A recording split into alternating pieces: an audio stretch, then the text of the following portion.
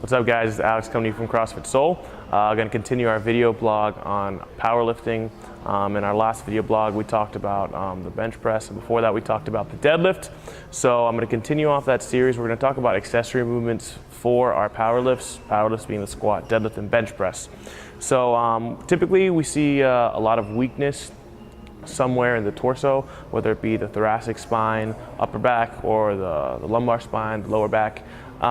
Today we're going to talk about how we're going to target the thoracic area of our spine, our upper back. So we see that broken down a lot in squats and deadlifts and bench press if you're bench press with a powerlifting technique. So what we'll see is people will be going to pull the bar for a deadlift. Their lower back might be fine, their core might be strong, but you see a lot of breaking in the lats because the lats aren't strong enough to stabilize in the deadlift. Or when they're squatting, they kind of do like this motion where their upper back collapses because their upper back isn't strong enough in the squat.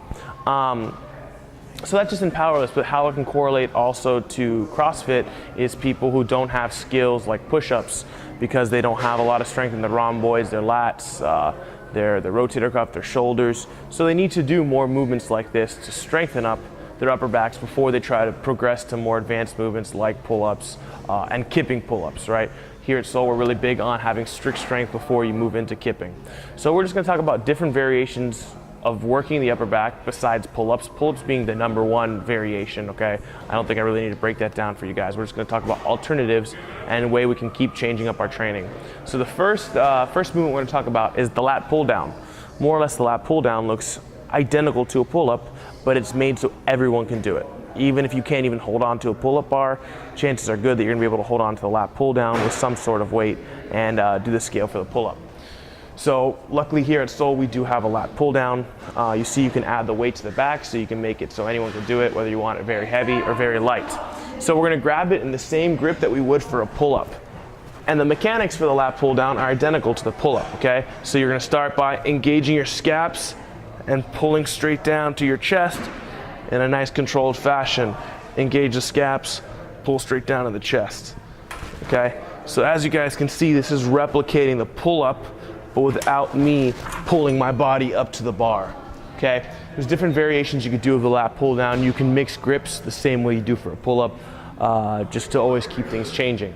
So again, this is a great way to develop upper back strength and help develop your pull-ups, okay? But more than anything, we're looking to develop that upper back strength for powerlifting. Next movement we're gonna move on to is the basic dumbbell row. We have our clients do a lot of these here at Soul. There's different ways to do them. You can change it up as need be, but this is another fantastic movement to develop that upper back strength to keep your entire core braced in the power lifts. So I like to do them on a bench if you're gonna use a heavier dumbbell. We also sometimes will have people just get into a regular position, not on the bench. So it's kind of up to you, your preference, okay? So we'll have one leg on the bench, a leg will be out to the side for support.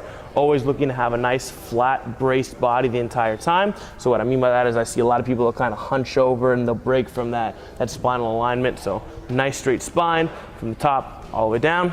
We'll grab hold of the dumbbell. Of course, we'll always start by setting our scaps and we'll just row up towards our hips, okay? Again, these can be done in different variations. If you don't have access to a bench, you could do it freestanding, okay? Just putting your hand on something, putting your hand on your knee as need be, okay? So these can be done a few times a week after deadlift work, after pull-up work, after upper body work with benching. A great movement again to develop that upper back. And again, that will correlate to the squat, deadlift, bench, and pull-ups, okay? Our third variation, this one is gonna be most similar to the deadlift because we're gonna be in a position like we're deadlifting, okay? Our feet are gonna be on the ground, supported like in the deadlift. We're gonna hinge at the hips as if we're gonna do a deadlift. So our core has to be braced, our spine has to be nice and straight, and we're gonna do a row like that, okay? Just a basic barbell row. So again, all these movements can be varied. You can play with them, change it up how you need. Palms forward, palms facing away from you, wide grip, narrow grip. Same thing with a lat pull down, same thing with the dumbbell rows. Okay, so I just like to grab it about right outside of shoulder width. I'll step back away from my rack. I'll perform a Romanian style deadlift where the hips go back, but I just get it to about knee level. You'll notice my shoulders stay back, spine stays nice and straight, good deadlift position. And from there, we'll just initiate our row, okay? Scaps stay engaged, pulling up, towards the belly button, hip area. So again, guys, there's just a few different variations that we have working off our series of powerlifting. If you guys notice, if you like to film your videos, you notice you have a weakness in your upper back, that's where you're breaking down in your lifts. That's what's hindering you from getting stronger. Doing some of these variations of movements, mixing it into your training once or twice a week is really gonna help and really benefit you. We like to have our clients do them at least once or twice a week as accessory work on our CrossFit workouts. And I have my powerlifting team have one day dedicated just to doing back. They come in here on Wednesdays or Thursdays, and they spend just about an hour hitting accessory movements of their back just to help gain their power lifts a little bit stronger. So again, guys, it's Alex coming to you from Soul Powerlifting, starting next week. So by the time you see this video blog, we'll be meeting 5 days a week, Monday through Friday, 7 p.m. Hope to see you guys out here. Thanks.